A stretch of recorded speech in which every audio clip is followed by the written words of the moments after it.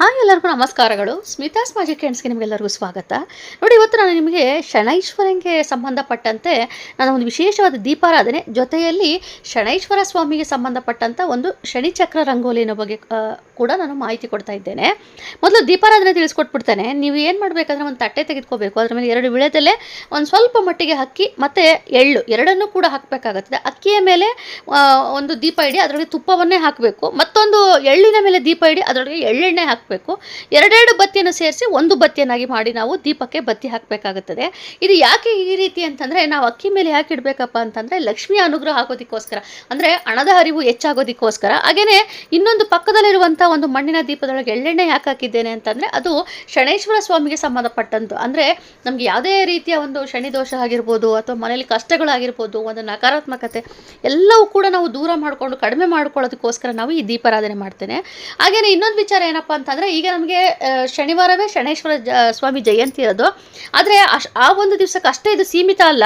ಪ್ರತಿ ವಾರನೂ ಕೂಡ ನೀವು ಈ ಒಂದು ದೀಪಾರಾಧನೆ ಮತ್ತು ರಂಗೋಲಿ ಹಾಕಿ ದೀಪಾರಾಧನೆ ಮಾಡಬೇಕು. ಕಾರಣ ಏನಪ್ಪ ಅಂತಂದರೆ, ತುಂಬ ಜನಕ್ಕೆ ಸಾಡೆಸ ಶನಿ ಆಗಿರ್ಬೋದು, ಅಷ್ಟಮ ಶನಿ, ಪಂಚಮ ಶನಿ, ಈ ಥರ ದೋಷಗಳಿರುತ್ತೆ. ಆಗಿದ್ದಾಗ ಏನಾಗುತ್ತೆ ಅಂತಂದರೆ ತುಂಬ ಕಷ್ಟಗಳಾಗುತ್ತೆ. ಆಮೇಲೆ ತುಂಬ ಊರುಗಳಲ್ಲಿ ಶನೈಶ್ವರ ಸ್ವಾಮಿ ದೇವಸ್ಥಾನ ಇರೋದಿಲ್ಲ. ಹಾಗಾಗಿ ನೀವು ಮನೇಲೇ ಆ ಒಂದು ಪರಿಹಾರವನ್ನು ಮಾಡ್ಕೋಬೋದು ಈ ರೀತಿಯಾಗಿ. ನೋಡಿ, ಮೊದಲು ಒಂದು ಚಕ್ರವನ್ನು ಬರಿಬೇಕು.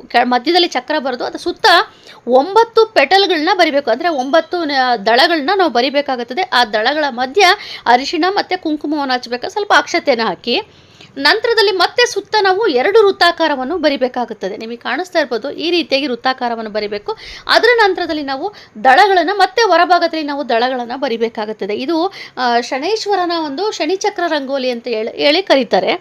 ಆಮೇಲೆ ಇದು ತುಂಬ ವಿಶೇಷವಾದದ್ದು. ಇದನ್ನು ನೀವು ಪ್ರತಿ ಶನಿವಾರ ಏನು ಮಾಡಬೇಕು ಅಂತಂದರೆ, ಬೆಳಗ್ಗೆ ನೀವು ಯಥಾ ಪ್ರಕಾರ ಸ್ನಾನವನ್ನು ಮಾಡ್ಕೊಂಡು ಪೂಜೆ ಮಾಡ್ತಿರಲ್ಲ, ಬೆಳಗ್ಗೆನಾದರೂ ಮಾಡ್ಬೋದು ಅಥವಾ ಸಂಜೆ ಸಮಯದಲ್ಲಾದರೂ ಮಾಡ್ಬೋದು. ನಾನು ಇನ್ನೂ ಪೂಜಾ ವಿಧಾನ ತಿಳಿಸ್ಕೊಡುವಂಥದ್ದಿದೆ. ಶನೈಶ್ವರ ಸ್ವಾಮಿಗೆ ಸಂಬಂಧಪಟ್ಟಂತೆ ನಾನು ಒಂದು ಪೂಜಾ ವಿಧಾನ ಕೂಡ ತಿಳಿಸ್ಕೊಡ್ತೇನೆ ಇದು ಬರೀ ವಿಶೇಷವಾಗಿ. ಯಾಕಂದರೆ ನಮಗೆ ಅಧಿಕ ಮಾಸ ಬೇರೆ ಬಂದ್ಬಿಡ್ತು, ಆ ಒಂದು ಕಾರಣಕ್ಕೋಸ್ಕರ. ನೋಡಿ, ಈ ರಂಗೋಲಿಯನ್ನು ನಾವು ಹಾಕಿದ ನಂತರದಲ್ಲಿ ನಾವು ಮಧ್ಯದಲ್ಲಿ ಶನೈಶ್ವರ ಸ್ವಾಮಿಯ ಒಂದು ಬೀಜಾಕ್ಷರ ಮಂತ್ರವನ್ನು ಬರಿಬೇಕಾಗುತ್ತದೆ. ಶಂ ಅಂತೇಳಿ ನಾವು ಒಂದು ಬೀಜಾಕ್ಷರ ಮಂತ್ರವನ್ನು ಬರಿಬೇಕು. ಹಾಗೆ ರಂಗೋಲಿ ಹಾಕಬೇಕಾದ್ರೆ ಸುಮ್ಮನೆ ಹಾಗೆ ಹಾಕೋದಲ್ಲ. ಓಂ ಶಂ ಶನೈಶ್ವರಾಯ ನಮಃ, ಓಂ ಶಂ ಶನೈಶ್ವರ ಸ್ವಾಮಿಯ ನಮಃ ಅಂತೇಳಿ ನೀವು 21 ಬಾರಿ, 27 ಬಾರಿ ಅಥವಾ ಒಂದು 108 ಬಾರಿ ನೀವು ಈ ಒಂದು ಮಂತ್ರವನ್ನು ಹೇಳ್ಕೊಂಡು ನೀವು ಈ ಒಂದು ರಂಗೋಲಿನ ಹಾಕಬೇಕು. ಹಾಗೆ ದೀಪಾರಾಧನೆ ಮಾಡಬೇಕು. ಇದು ತುಂಬ ಸರಳವಾಗಿ ಮಾಡುವಂಥದ್ದು. ಪ್ರತಿ ಶನಿವಾರ ಮಾಡಿ, ಕೊನೆ ಪಕ್ಷದಲ್ಲಿ 7 ಶನಿವಾರ ಮಾಡಿ. ನಿಮಗೆ ಅದರಲ್ಲಿ ಬದಲಾವಣೆ ಕಾಣ್ತು ಅಂದರೆ ನೀವು ಮುಂದುವರ್ಸ್ಕೊಂಡು ಹೋಗಿ. ಯಾರಿಗೆಲ್ಲ ದೋಷ ಇದೆಯೋ, ಶನೈಶ್ವರ ಸ್ವಾಮಿಯ ಒಂದು ಕಷ್ಟಗಳು ಹೆಚ್ಚಾಗಿದೆ ಅಂತ ನಿಮ್ಗೆ ಅನಿಸುತ್ತಾ, ಆ ಒಂದು ಸಮಯದಲ್ಲಿ ನೀವು ಈ ಒಂದು ಪೂಜೆಯನ್ನು ಮಾಡೋದ್ರಿಂದ ತುಂಬಾ ಒಂದು ಒಳ್ಳೆಯದಾಗ್ತಾ ಬರ್ತದೆ. ನೋಡಿ, ಎಷ್ಟು ಸರಳವಾಗಿರುವಂಥ ರಂಗೋಲಿ ಜೊತೆಲಿ ದೀಪಾರಾಧನೆಯೂ ಕೂಡ ಹೌದು. ಇದನ್ನು ತುಂಬ ಸರಳವಾಗಿ ಮಾಡುವಂಥದ್ದು. ಪ್ರತಿ ಶನಿವಾರ ಸಂಜೆ ಸಮಯದಲ್ಲಿ ಮಾಡಿ. ಅದರ ಜೊತೆಯಲ್ಲಿ ಆಂಜನೇಯ ಸ್ವಾಮಿ ದೇವಸ್ಥಾನಕ್ಕೆ, ಹಾಗೆಯೇ ಶನೈಶ್ವರ ಸ್ವಾಮಿ ದೇವಸ್ಥಾನ ಇದ್ದರೆ ಶನೈಶ್ವರ ಸ್ವಾಮಿ ದೇವಸ್ಥಾನಕ್ಕೆ ಅಲ್ಲಿ ಹೋಗಿ ನೀವು ಎಳಬತ್ತಿಯನ್ನು ಹಚ್ಚಿ ಬರುವುದು ತುಂಬಾ ಒಳ್ಳೆಯದು. ಮನೆಯಲ್ಲೂ ಈ ಥರ ದೀಪಾರಾಧನೆ ಮಾಡಿ. ಹಾಗೆಯೇ ದೇವಸ್ಥಾನಕ್ಕೂ ಸಹ ಹೋಗಿ ನೀವು ಅಲ್ಲಿ ಕೂಡ ಎಳಬತ್ತಿ ಹಚ್ಚಿ ಬರುವುದು ಒಳ್ಳೆಯದು. ನೋಡಿ, ದೀಪದ ಒಳಗೆ ನಾನು ಕಪ್ಪು ಎಳ್ಳನ್ನು ಹಾಕಿದ್ದೇನೆ. 2 ದೀಪಕ್ಕೂ ಕೂಡ ಕಪ್ಪು ಎಳ್ಳನ್ನು ಹಾಕಿದ್ದೇನೆ. ಒಂದು ಅನ್ನಪೂರ್ಣೇಶ್ವರಿ ಅನುಗ್ರಹ, ಅಂದರೆ ಲಕ್ಷ್ಮೀ ಅನುಗ್ರಹ ಸಿಗೋದಕ್ಕೋಸ್ಕರ ನಾವು ತುಪ್ಪವನ್ನು ಹಾಕಿ ಅದರ ಮೇಲೆ ಎಳ್ಳನ್ನು ಹಾಕಿ ದೀಪಾರಾಧನೆ ಮಾಡಬೇಕು. ಮತ್ತೊಂದು ದೀಪದಲ್ಲಿ ಎಳ್ಳೆಣ್ಣೆನ ಹಾಕಿ ಅದರೊಳಗೆ ನಾವು ಎಳ್ಳನ್ನು ಹಾಕಿ ನಾವು ದೀಪಾರಾಧನೆ ಮಾಡಬೇಕು. ಇದು ತುಂಬಾ ಸರಳವಾಗಿ ಮಾಡುವಂಥದ್ದು. ಅಷ್ಟೇ ನಿಮಗೆ ವಿಶೇಷ ಫಲ ಸಿಗುವಂಥ ಒಂದು ರಂಗೋಲಿ ಜೊತೆಲಿ ದೀಪಾರಾಧನೆ ಅಂತಲೇ ಹೇಳ್ಬೋದು.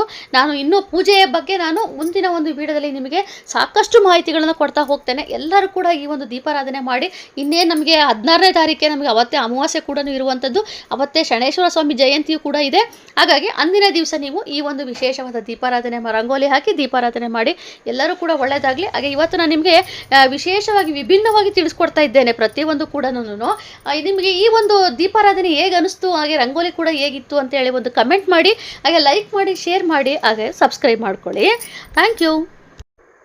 ನಿಮಗೆ ಇನ್ನೊಂದು ವಿಚಾರ ಹೇಳಬೇಕಾಗಿತ್ತು. ತುಂಬ ಜನ ನೀವು 16 ಸೋಮ ವ್ರತದ ಬಗ್ಗೆ ಇನ್ನೂ ತುಂಬ ಅಂದರೆ ವಿಚಾರಗಳು ಕೇಳ್ತಾ ಇದ್ದೀರಿ. ಖಂಡಿತ ನಾನು ಈಗ ಅಮಾವಾಸ್ಯೆ ಹತ್ರದಲ್ಲಿರೋದ್ರಿಂದ ನನಗೆ ತಿಳಿಸ್ಕೊಡ್ಬೇಕಾಗಿತ್ತು. ಮುಂದಿನ ದಿನಗಳಲ್ಲಿ ನಾನು ಏನಪ್ಪ ಅಂದರೆ ಶನಿವಾರ ಬರೋದ್ರೊಳಗೆ ನಿಮಗೆ ಎಲ್ಲ ಮಾಹಿತಿಗಳನ್ನು ನಾನು ಸಂಪೂರ್ಣವಾಗಿ ನಿಮಗೆ ಕೊಡ್ತೇನೆ.